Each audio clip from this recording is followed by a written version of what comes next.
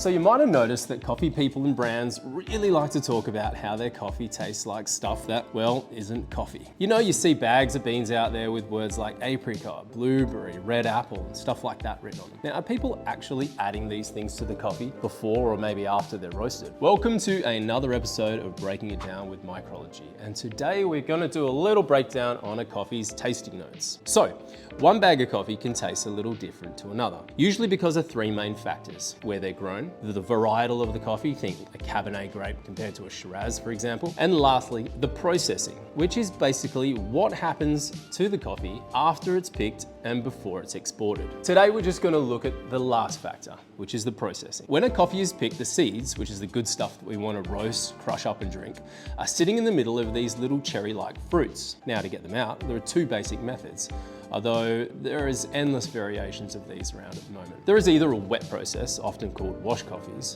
or a dry process, commonly referred to as natural processing.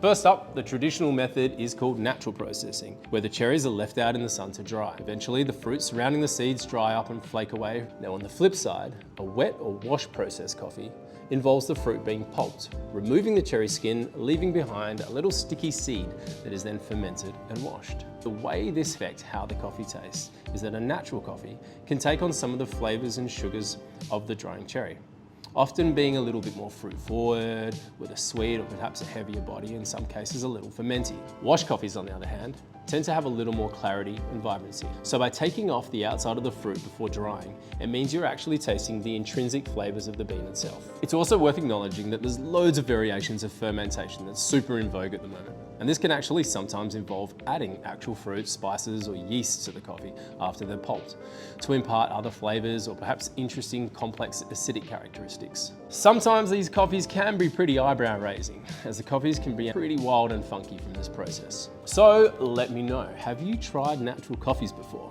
Do you love them, or do you lean more towards a wash coffee profile? Leave us a comment, let us know, drop us a line perhaps if you want to explore some of these different processing methods for yourself.